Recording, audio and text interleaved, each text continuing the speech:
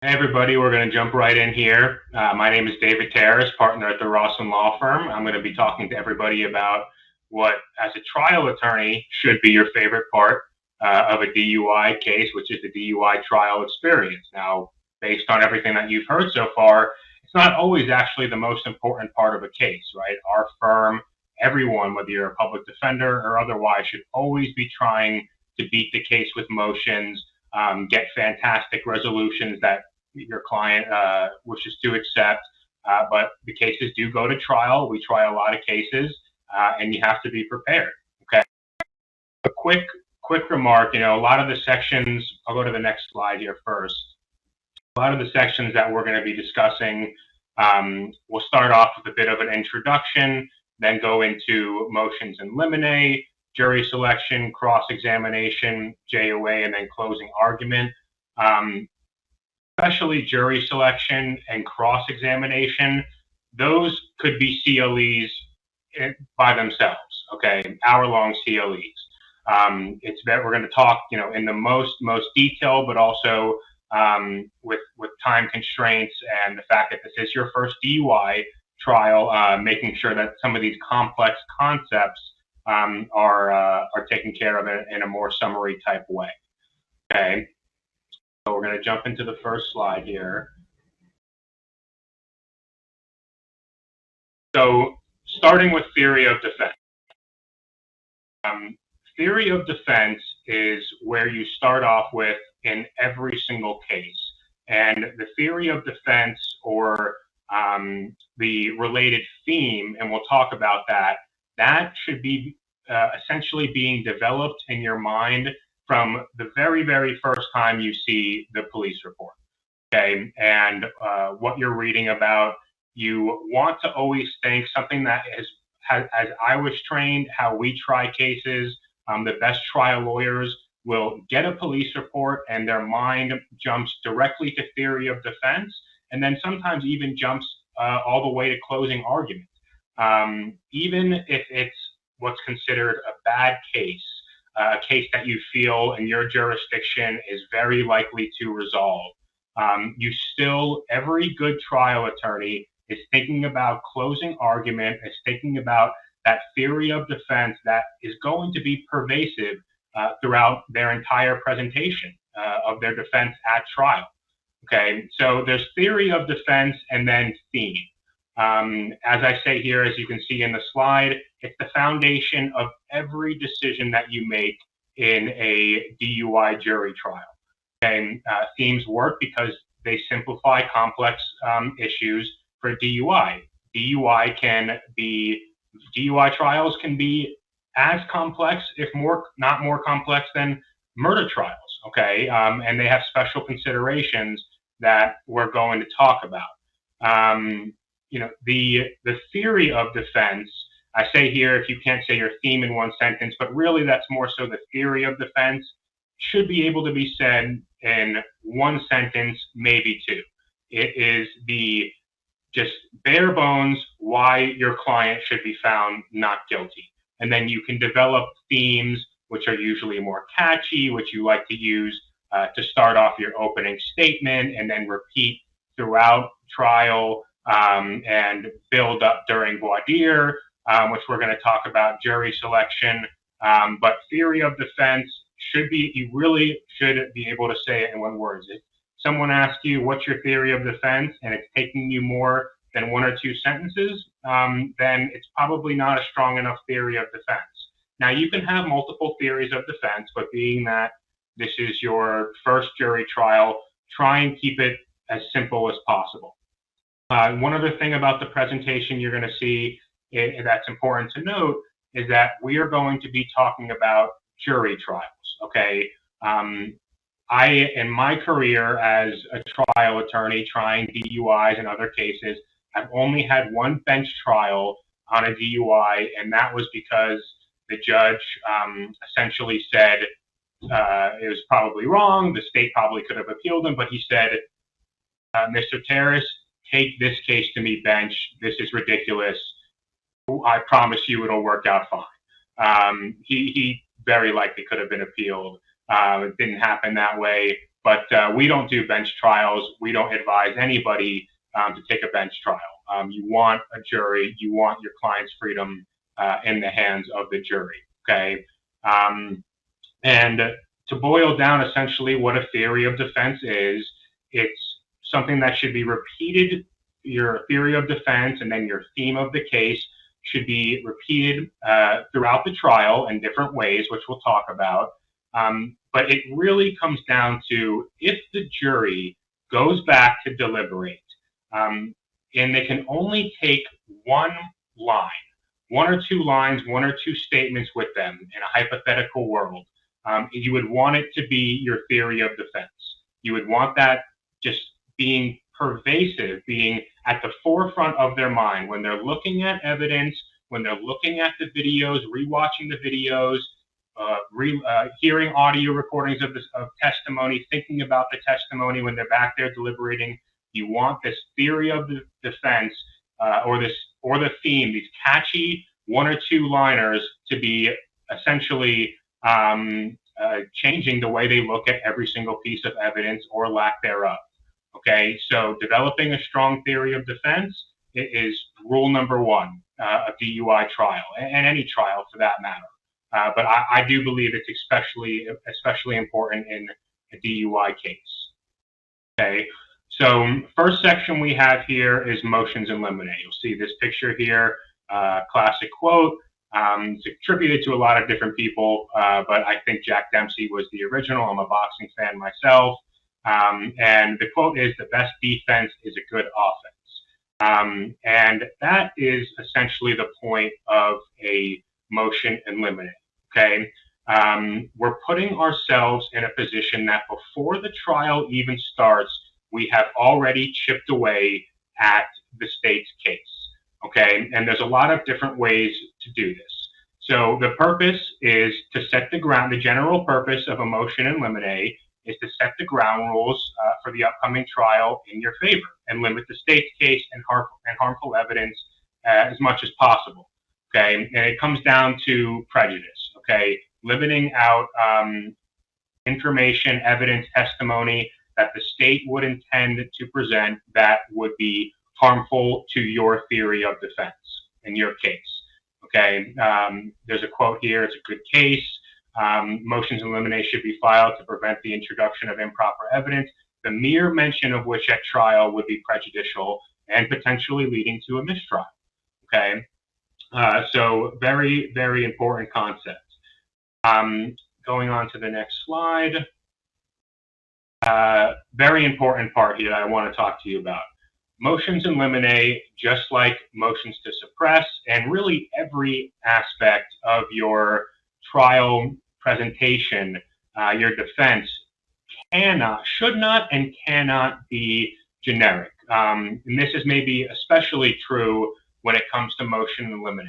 So much about trial practice is not only gaining credibility with the jurors, gaining credibility, of course, and the trust of the human being sitting next to you, your client who has put their trust and freedom in your hands, but also gaining credibility with the judge early on.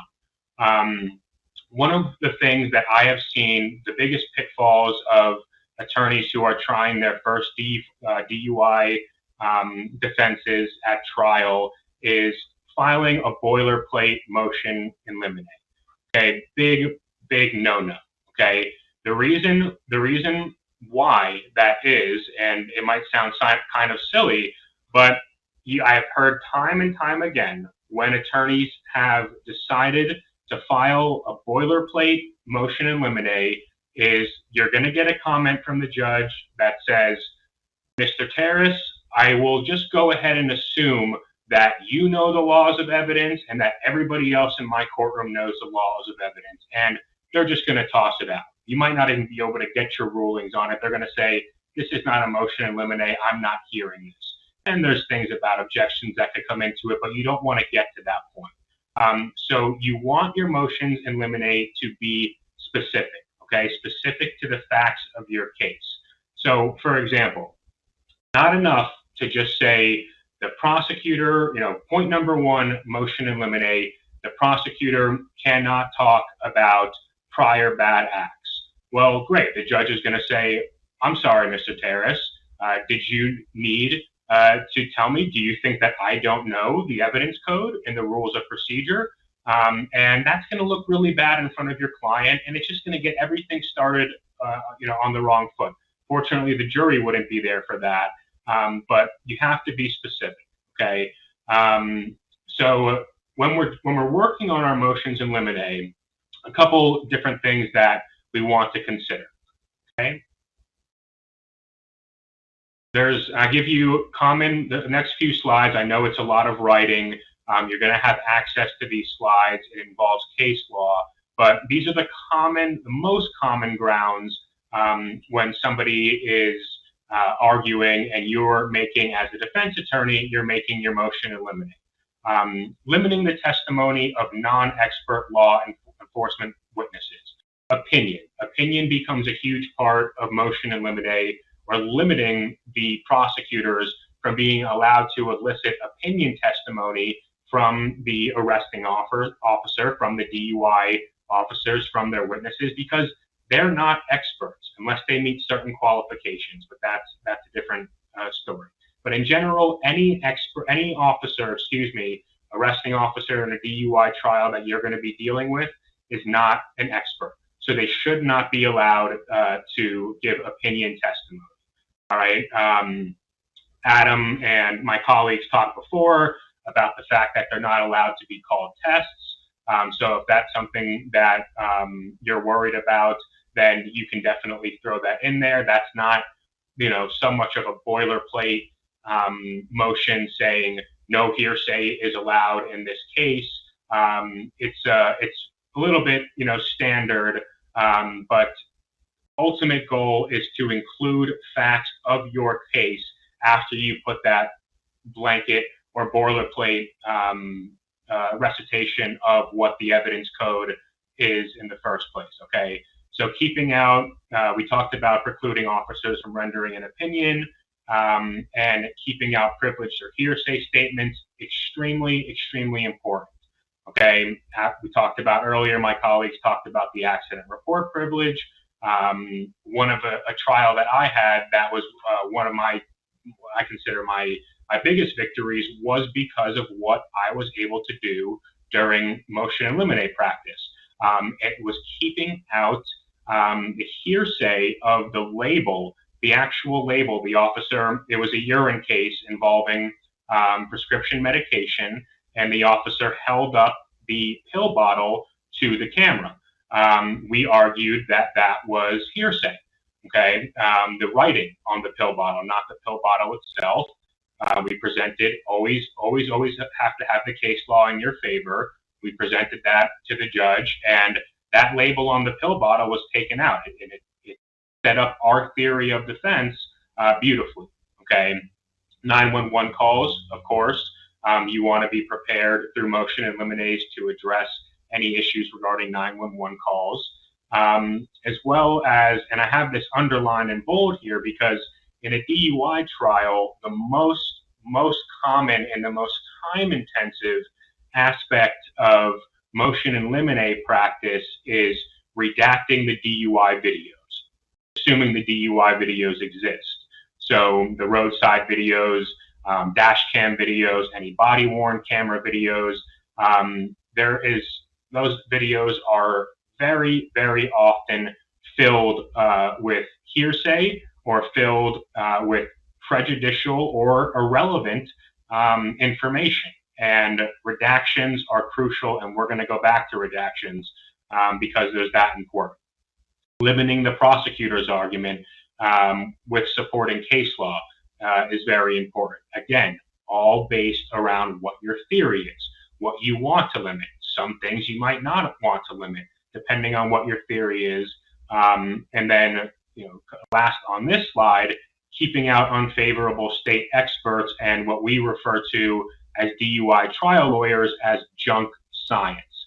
And one common example I provide here is retrograde extrapolation, because there's just a ton of material to work on with retrograde extrapolation.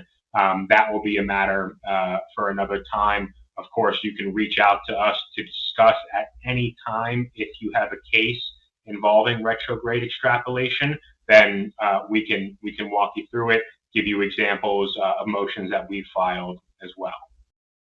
Okay.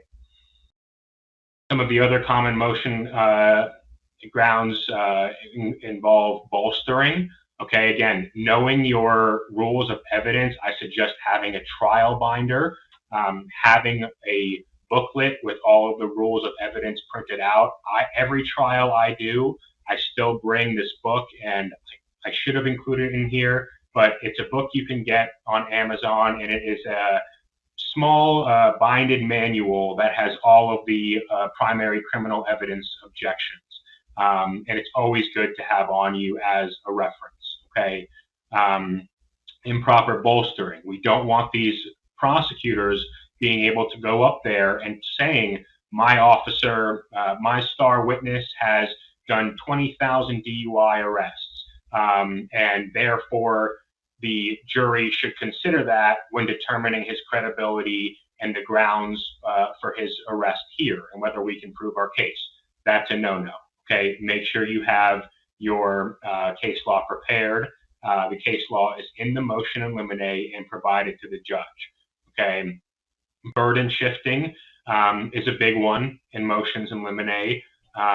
What was the defendant hiding? An innocent man would have taken the test. Now, there's case law, and it's something that what we call refusal cases, when people refuse to give roadsides, refuse to give breath, blood, urine, etc. Unfortunately, the prosecutors are allowed to argue for this concept of consciousness of guilt, but there is a very fine line for you to work on through your practice and your research between consciousness of guilt and burden shifting. It's different to say the prosecutor commenting on an accused to submit a breath test is consciousness of guilt. It is an entirely different thing to say that because our client, because Mr. Jones refused a breath test, he was hiding something, or that an innocent person would have given a test, would have done the roadsides. That's a no-no. Okay, that's burden shifting. And why is that burden shifting? And this is going to be something that can be pervasive and come up many times throughout the trial, not just motion in limine. It's burden shifting because it is placing the burden on the defense to have to present to the jury panel, to the jury, why our client, even if being innocent, did not provide a sample. Okay, and we have no burden to prove or disprove anything. Okay, we're going to talk a bit more about refusal cases later and ways to get around this consciousness of guilt topic. But certainly in motion and limines, you can start off with limiting them and their ability to burden shift. Okay. The last one we have here, hiding evidence from the jury because he refused to submit a breath test. Again, burden shifting. Okay, and just to hammer it, really hammer it home. Okay, we're going to go to some practice tips that I have here. I'm not going to get to redactions just yet, but the second point I have here, being very specific about your motion and limine about what you are attempting to keep out. Okay, we do not want the judge just giving it a cursory look and saying, thank you, but I know the law, we're all good here. Okay, and that's what happens with boilerplate motions in limine. We want to say, judge, you should not allow, as an example, our motion is to preclude any testimony regarding my client's potential prior bad acts. Now, that's a standard rule of evidence. And if you stop right there, the judge is going to say, don't kind of disrespect me. I know that they can't talk about prior bad acts, and they're officers of the court. They're not going to let them. So this is really not appropriate. Your client's going to say, come on, man, how much preparation did you do? But if you say, judge, We don't want any prior bad acts being mentioned, and here's why. At 42.23 minutes into the roadside video or into the body cam, my client is heard telling the officer that she has a prior DUI. And you break it down for them and you say, that is what I want kept out.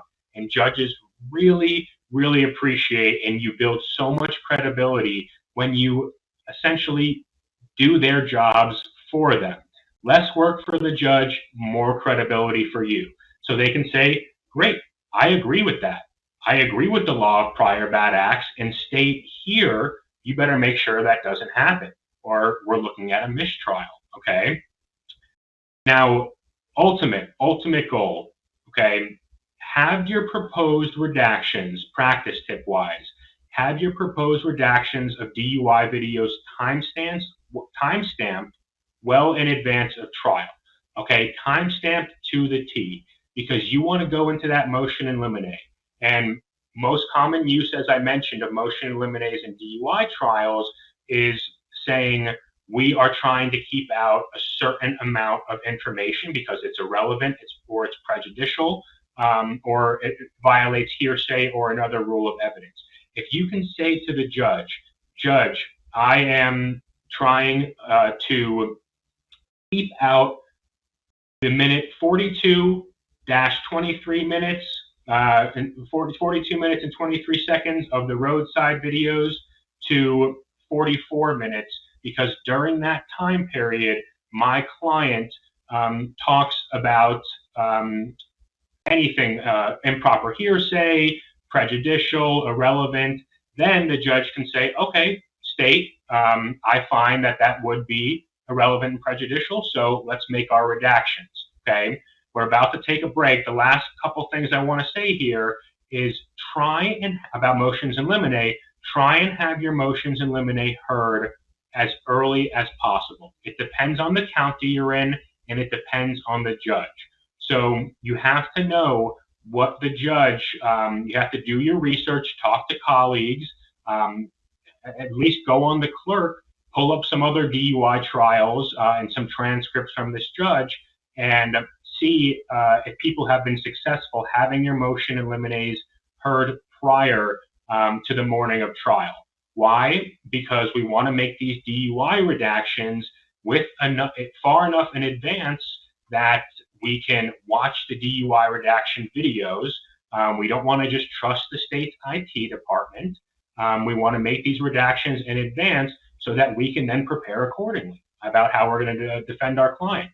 If through our motion in limine, we get the pill bottle, okay, or we get a cup of alcohol that was found, which we recently did, a cup of alcohol that was found in the client's car because it was overly prejudicial, a video of it redacted from the video, then we have, if that's as it relates to our theory of defense, everything relating to that, then we have already issued the state a massive blow in their ability to prove their case.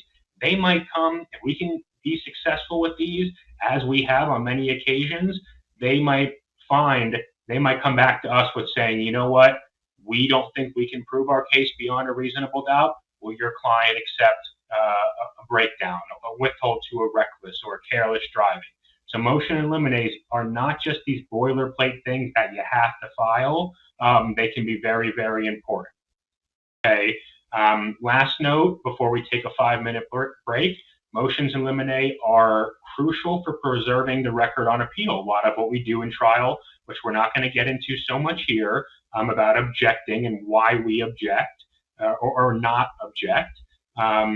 You want to make sure that the judge announces each and every one of her rulings on the record regarding your motion in limine, each point of your motion in limine. And if you don't like the ruling, if it's not in your favor, you want to have on the record, Judge, I object to your ruling on the motion in limine. You've preserved the record that way. And then throughout the trial, even if the judge does rule in your favor, you still want to object if the prosecutors attempt to still get this evidence in. It's not a blanket blanket objection throughout the trial. You have to raise it continuously throughout. So don't not object to something that is clearly objectionable just because the judge already said during motion in limine that they can't do it. Okay? All right, so next we're getting to jury selection, also known as voir dire. Okay, I know people say it differently, voir dire, but if you want to say it the classy French way and how I think it should be said, how I say it, maybe I'm wrong, I say voir dire. Okay, so voir dire, jury selection, and if you're not comfortable with the pronunciation, especially with the first DUI trial, go ahead and just call it jury selection.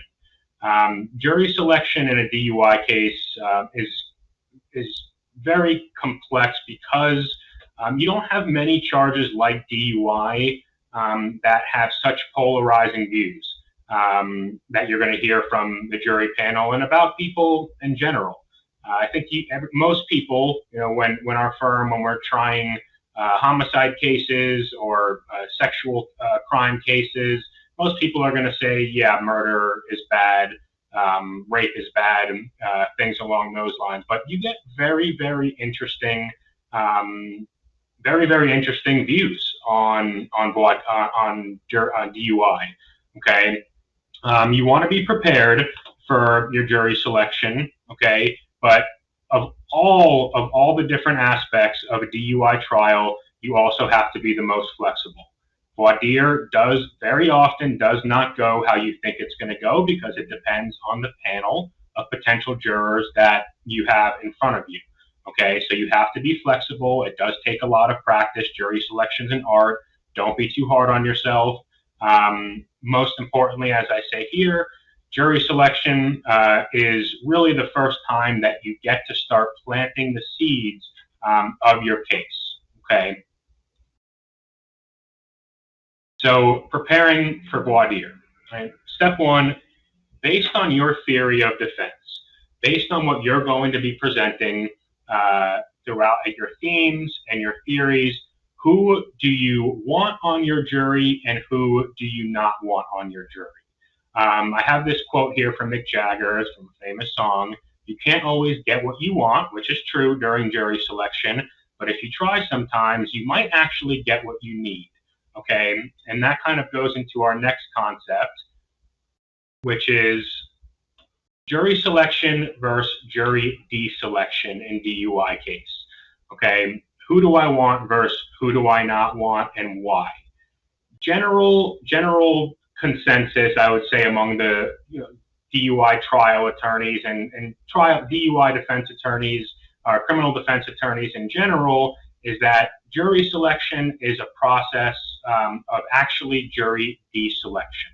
Okay, it is about fundamentally, jury selection is about finding creative ways to elicit the truth, to elicit biases from potential jurors and to elicit the truth so that you can decide who would not be favorable to your defense and potentially get them with a cause challenge. Okay, but that's very nuanced. Again, I think voir dire personally could be an entire CLE by itself and a very long one, but I'm going to try and break it down to you, especially in DUI cases, as much as possible. I mentioned before that with DUI, unlike other crimes, you're going to get a very, very interesting and very different feelings about how people feel about drinking and driving. Okay, so you want to find individuals who would be favorable to your theory of defense. Okay, but you have to expect too that the prosecution, if they're favorable to our theory or it appears favorable, they are probably going to use a peremptory challenge on them. They're going to be able to get them off usually for the really favorable people. But there are ways to start planting your theory of defense and your themes in voir dire and jury selection that even if those people are going to be gone, the other panel, the rest of the veneer, we call them, the rest of the panel, they've heard it. And once they've heard it, it's there. Okay. And there's some different strategic ways to go about doing that. Okay. Voir dire, if you're interested in French, means to speak the truth. Voir dire is about truth, and there are a lot of very nuanced and skilled ways that you can get truth out of people without appearing as if you're cross-examining them or badgering them.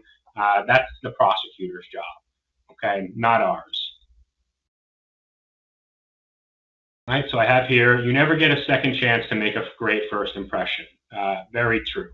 A lot of voir dire, it's the first time that they're hearing from the defense attorney, and you want to be endearing to the panel. You want to be sociable. You want to be confident. You want to throw in some jokes. Now, of course, if this is your first DUI trial, it's DUI voir dire is usually the most nervous part of it because you haven't had the practice with it before. But I went to I do federal work, and I went to a advanced federal CLE once, and speaking to one of the judges, one of the top judges in the Southern District of Florida. And in federal law, you don't get voir dire. You get to submit questions, and maybe you get about 10 minutes at most to question the juries at all. And this judge said something that was he's a very, very renowned judge in federal court in Miami. And he said, the purpose of voir dire is establishing credibility, is being likable, is having conversation with them. So we don't need to give you an hour, whatever it may be, in state court, because at the end of the day, you want to, of course, pick the right jury, but also endear yourselves to the jury. So that takes practice, that takes time, confidence, throwing out jokes, knowing how to communicate with people. Small tips regarding that: do your best to learn each juror's name, okay, so that you don't have to look at your page every time you are going to look to find the juror to speak to a specific potential juror. Learn their names quickly, whatever. You can use different ways of doing that, but it helps a lot in being endearing to them, because the prosecutors very rarely, especially at the DUI level, they're not going to. They're going to look at their pad, and they're going to say juror number and your name was, or they're going to mispronounce the name. Start off on a great foot. Make a great first impression with the jurors. Okay. Forward. Okay. Going back actually for a second, I want to hit on another point.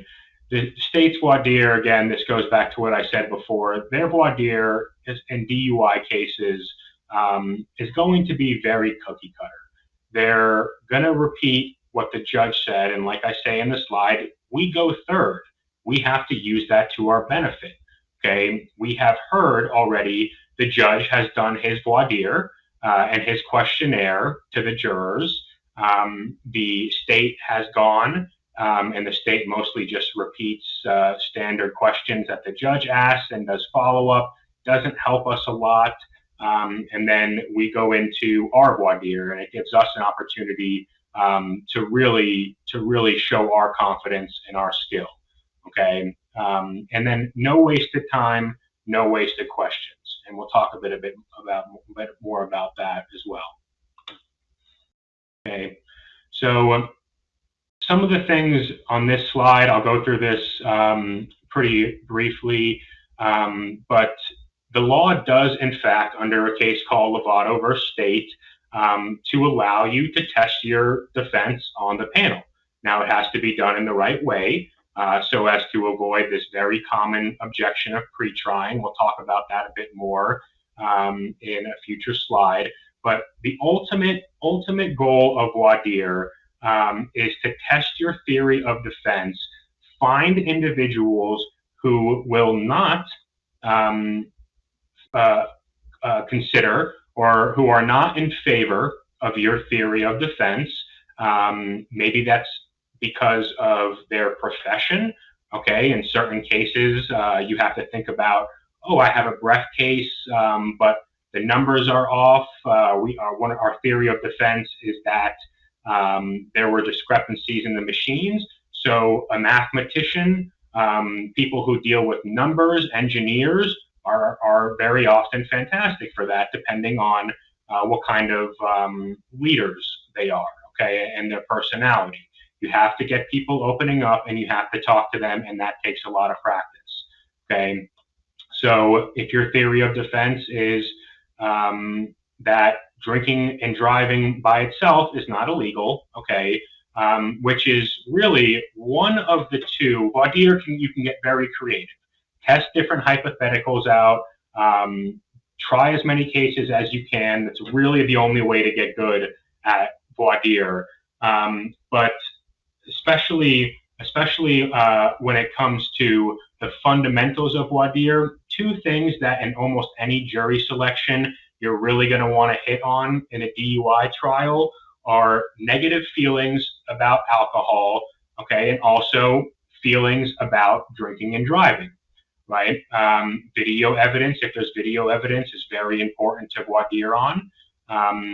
For example, if the state presented witnesses who said Mr. Jones was driving while intoxicated, but you saw videotape taken shortly after the stop, and Mr. Jones appeared to you to be sober, okay, are you going to take the officer's word because they are DUI task force officers potentially, or can you make your own determination of whether somebody appears that their normal faculties are impaired or not, or that they appear drunk and unsafe to operate a motor vehicle? I always like to ask questions along the lines of, do you think, do any jurors feel that drinking and driving, flat out should be illegal? If so, why? Okay, and you'll see it in this slide that I underline and bold the why. Okay, you always want to follow up with why. If you're speaking as the defense attorney during voir dire, even close to as much as the panel members are speaking, the potential jurors, you're not doing an effective voir dire.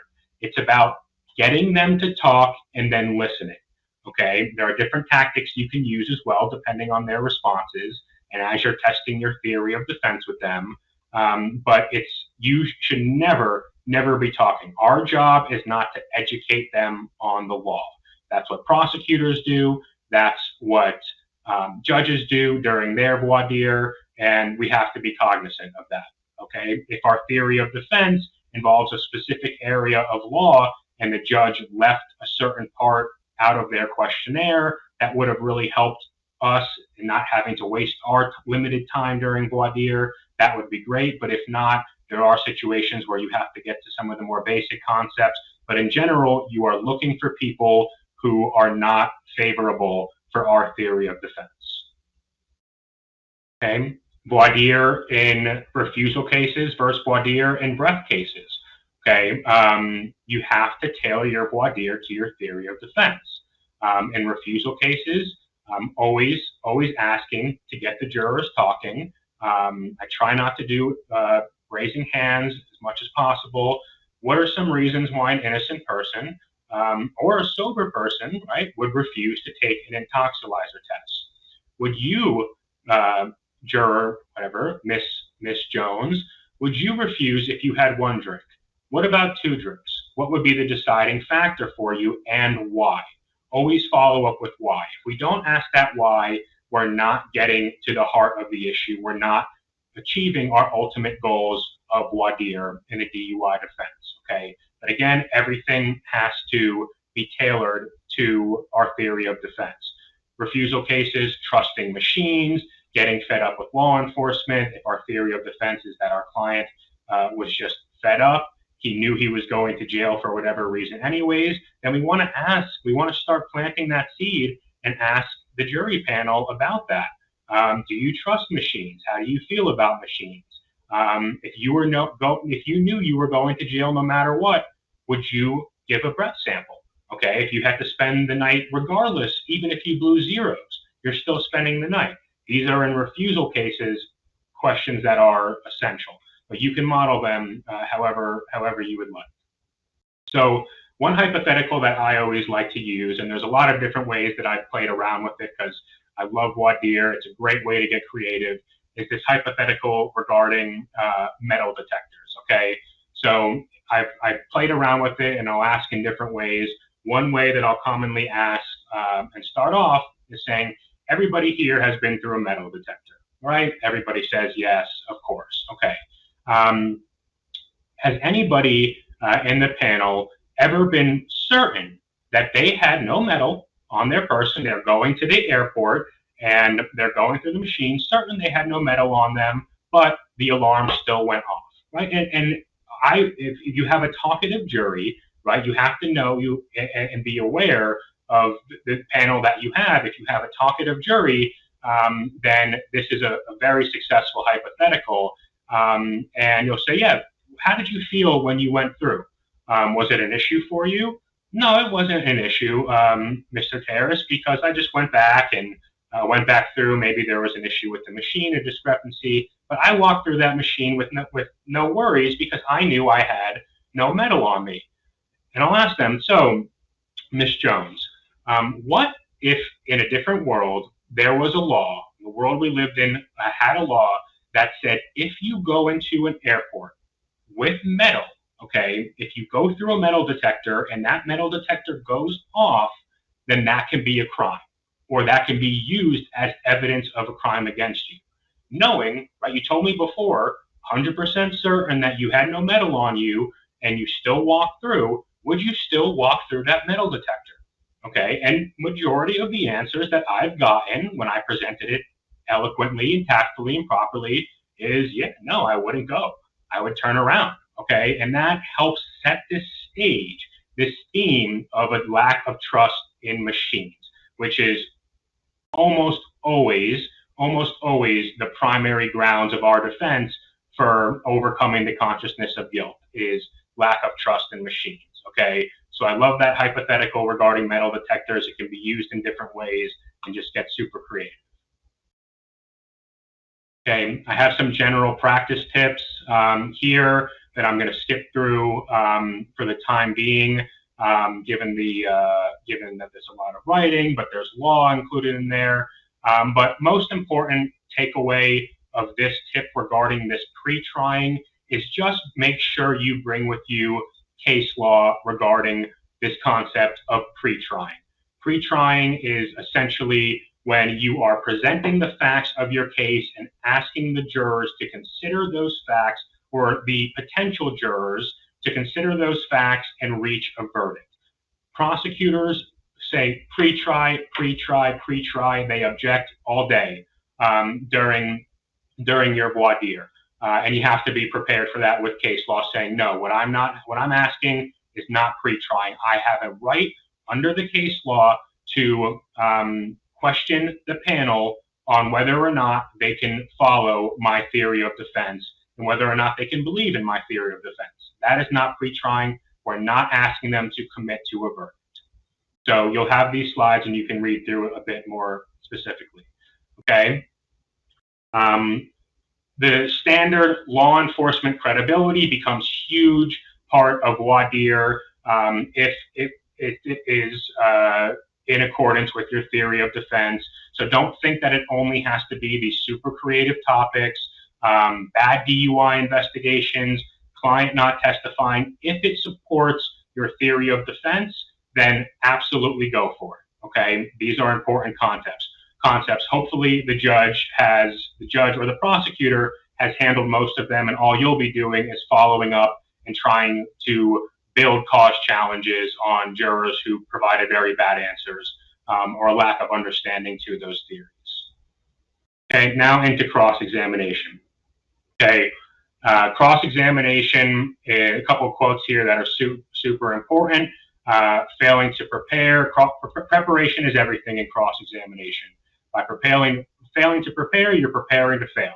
Okay, it's all about preparation, especially in DUI trials when you are dealing with these DUI task force, these DUI officers whose sole job is to make DUI arrests and come show up at trial and prove provide testimony to support the state that somebody is guilty of DUI, have to make sure that you have control over them. And I provide slides on how to do that, okay?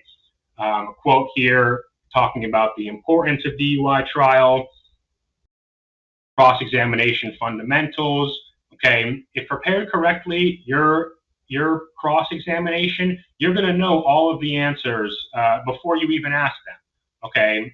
It's going to be tied to your theory of defense, and you're going to be prepared for closing argument. Everything is going to come into a perfect picture because it's all preordained. We ask questions that we know we're going to get answers to, and there are strategies to do this. I include on my favorite movie, Training Day, cross-examination is chess, not checkers. Okay, all these different things that you can use, take a look at them to prepare for your cross-examination. Mehdi talked about these when you're preparing cases generally, when you're preparing cross-examination. Organizing effective cross, chapter method, breaking down your cross into specific chapters is very, very favorable, especially when you don't have these years of skills and many DUI trial experiences, and having a planned out chapter by chapter approach can be very, very helpful. Okay. Obviously, primacy and recency, always very important concepts when choosing which chapters to go with.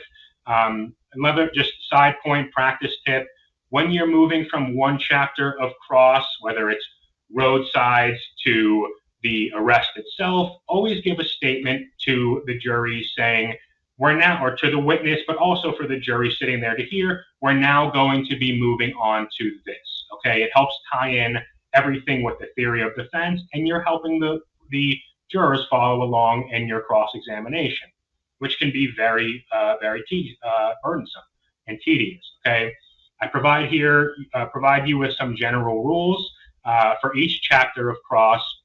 Main points, leading questions only. Right? These are the ways that you control your witness. This is tried and true, no ifs, ands, or buts.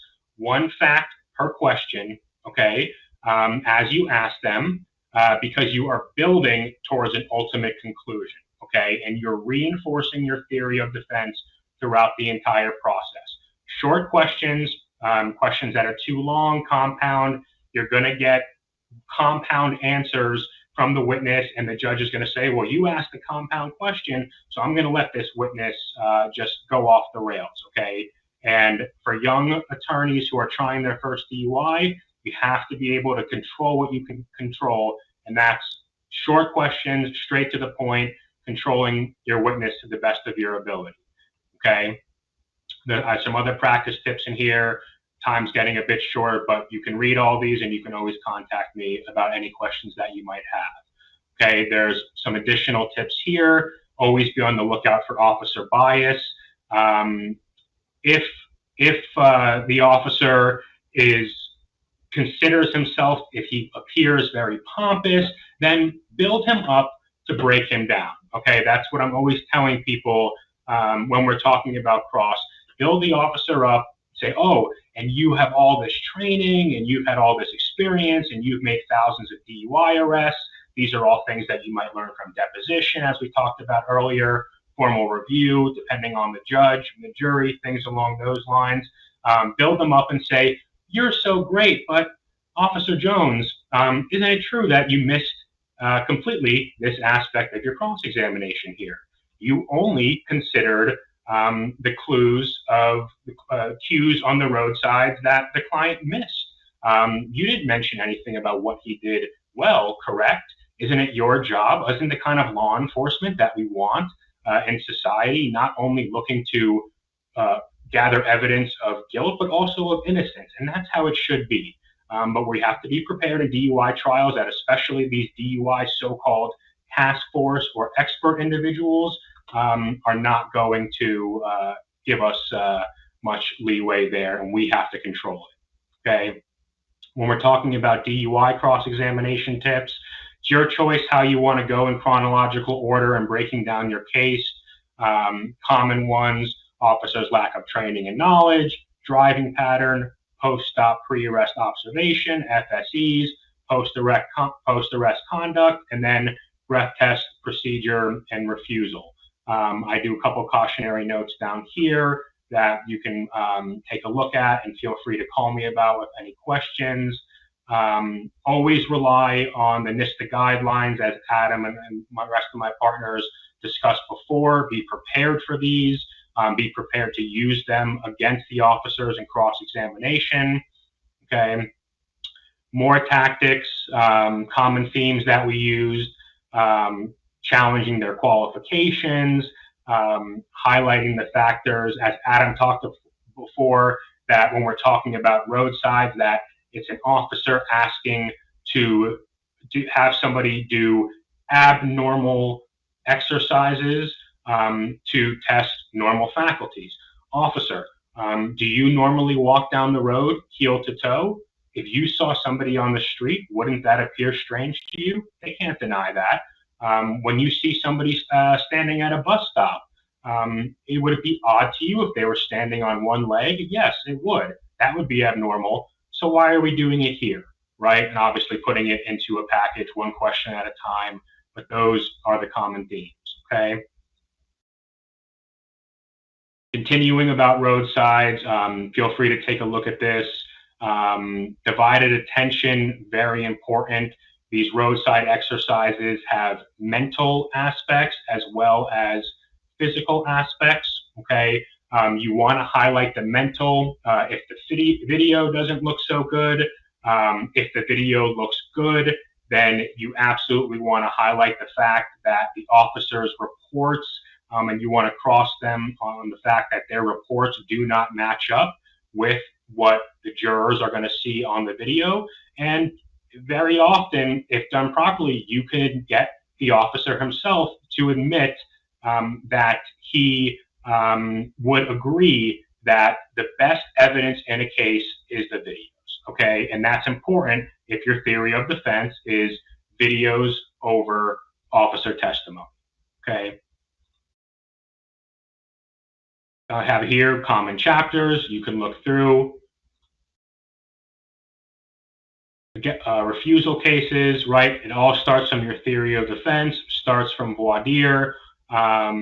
So be careful with that. Make sure everything is stuck to your theory of defense.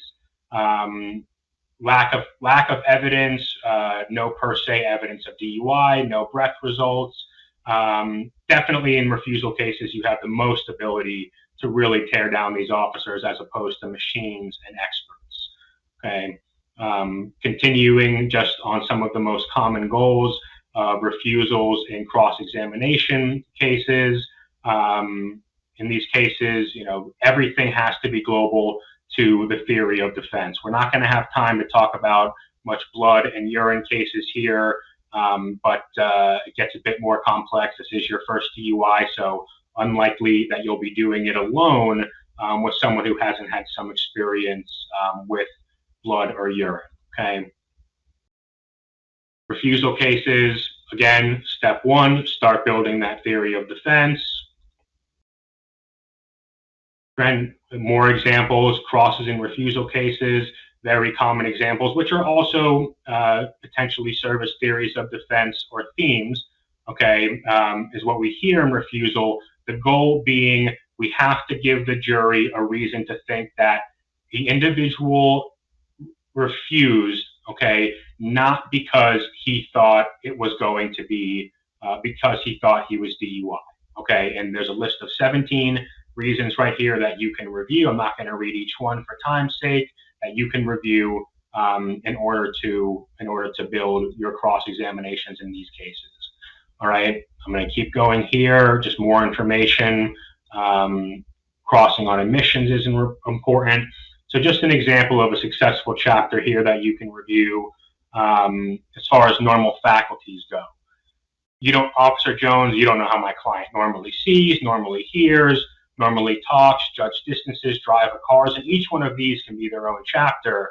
But all we're working towards here as far as a conclusion is Officer Jones cannot sufficiently, this is the conclusion of your chapter, Officer Jones cannot sufficiently testify that my client's normal faculties were impaired because you've essentially led him into a trap.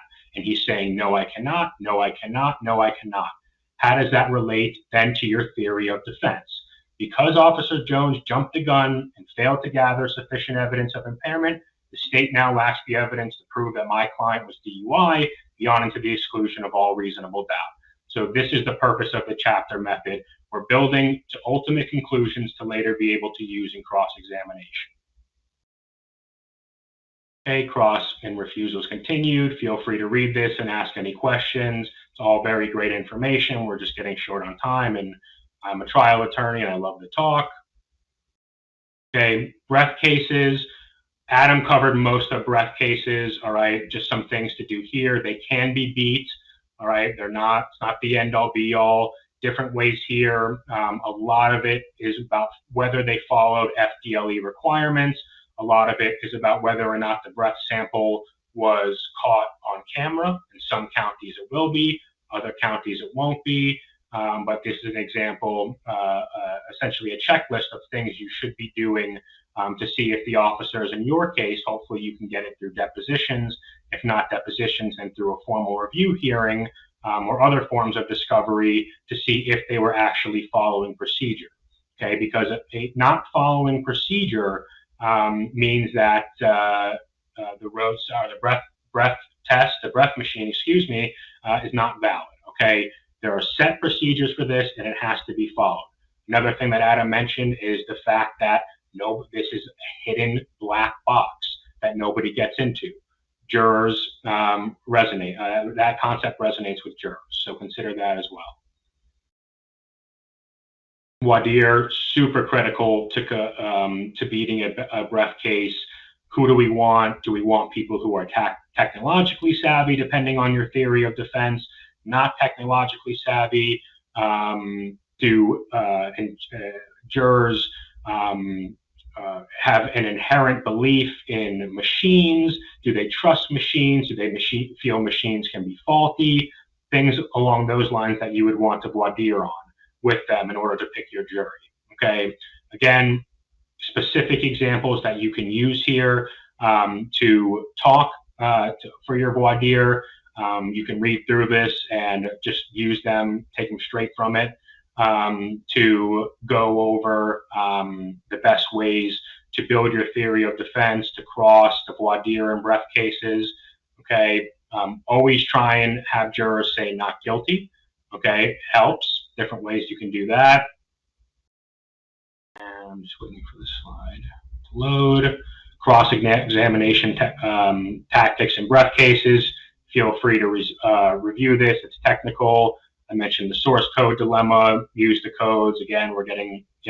Wish I had more time because I love talking about this stuff.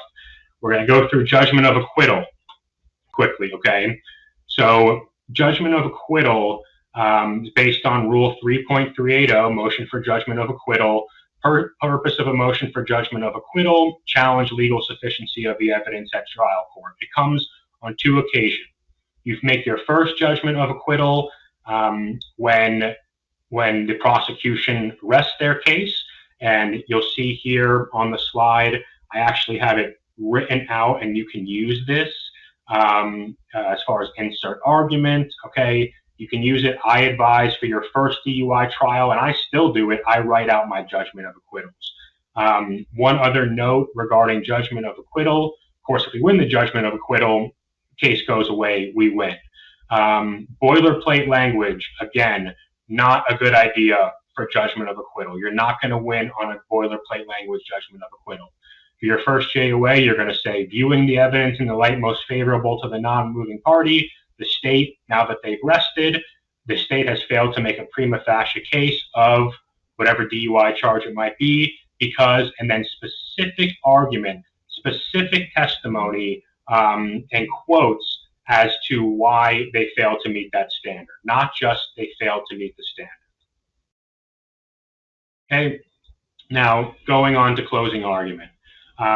Closing argument, again, feel free to review the slide. This is, the time that trial attorneys love more than anything. Okay, it's the grand finale, but in a DUI case, it's really just using the control you now have, all the evidence has presented, and just walking the jury through why your theory of defense, okay, is the one that they should bring back, the one that should be resonating in their mind during the case. Okay, it's a great chance to peacock. Prosecutors' closing arguments in DUI trials are very boring. Get up there. It takes practice. Okay, it takes confidence, using voice inflection, using movement around the room. Eye contact certainly extremely important. Not too much eye contact, but really you're using closing argument to reaffirm, now that the jurors have heard everything, going all the way back to voir dire and saying, being able to walk them through step by step how, ladies and gentlemen, I told you, we talked about in voir dire about why somebody would refuse. You talked about in voir dire about why somebody would refuse. Now you've seen the evidence and you can see why in this case, Mr. Jones refused, okay? And they think, wow, yeah, we did talk about that in voir dire. And after cross-examination, it actually did turn out that now we're at a point where the things we talked about in voir dire, those more general concepts, it makes sense now, right? It's a cohesive way to close out your case in the strongest way possible. I start thinking personally about closing argument the same time I start thinking about my theory of defense. From the very, very first time I get my hands on a police report in a meeting with the client. So that's just a bit more about what I talked about, keeping everything cohesive. Some more tips regarding closing argument. Really, really try not to read directly from a piece of paper. It's not endearing to a jury. It's very important that you memorize as much as possible, or refer to some bullet points or notes. Okay, look the jurors in the eye, pace your delivery, moderate your tone, show the jury that you understand and you can more clearly and confidently present the facts of the case to them than the prosecutor is able to do. Also anticipate that the jurors, we go second. So the prosecutors are going to have a chance to do a rebuttal closing, and be prepared for that.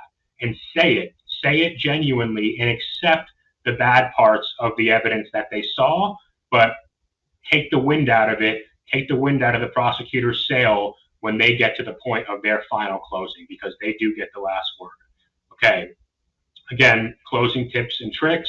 Visual aids are fantastic. I love replaying the roadside video with a projection screen with help from my co-counsel or myself. You have to make sure the technology is set up, and during closing argument, walking them through the roadside videos. If the way our client looked on the roadside video is our strongest theory of defense, or our theme in our theory, making sure that they can see the video again and show them piece by piece on the video where our theory of defense can be found and where they can see it. Okay.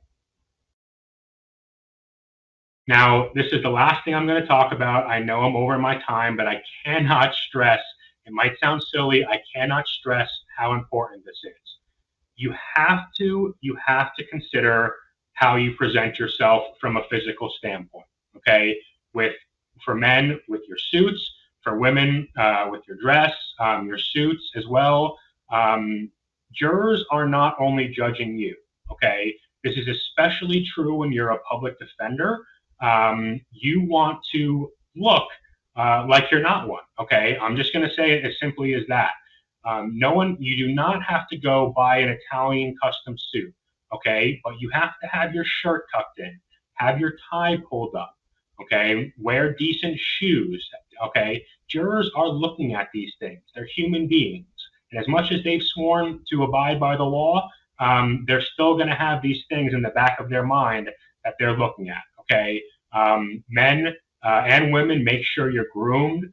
shave or trim your beard beforehand for men, and just present yourself as your client deserves to be presented. Have your suits tailored, okay? It can make an incredible amount of difference. It shows your confidence. It shows you believe in your case, and in that you believe in your clients, okay? No one is saying you have to go and spend $1 million. There are ways. You can call me. I've actually given presentations at the Palm Beach County Public Defender on how public defenders can dress appropriately, and cheap or affordable ways to still come off very presentable. Okay, get a haircut. Give your client what they deserve. It's not shallow. The best attorneys, I have seen it time and time again. The way they present themselves, the way they look, it can truly hurt their case, and I cannot stress that enough. Lastly, I would encourage you all to read these 10 rules by the late, great Kobe Bryant, because they have so much applicability to DUI trial defense. Okay, get better every single day. Work on your weaknesses. Be proud of a loss. Be proud that you tried a case. Don't be upset. Yeah, losses are upsetting. There's no question. Okay, but be proud of the experience you gained. Execute what you practice. Learn from greatness. Talk to colleagues. Know your judge. Know what they like. Know how much time they give for voir dire. Learn from other people who have come before you. So important for a first-time DUI trial attorney. Learn from wins and losses. Be ambitious. Believe in yourself. Believe in your team, and learn storytelling, because storytelling is just another word for theme in your theory of defense. That is throughout the entire presentation. Okay, so I know I had to rush through a bit. There's a lot of good material in there. I encourage you all to take a look at it. And if you have any questions about anything that I was not able to cover in the slides, then I would be more than happy, my partners would be more than happy to speak with all of you. Okay, we all, myself, Manny, Adam, and Mehdi, very much appreciated your time. And please do not hesitate to get in contact with us. We can answer all of your questions.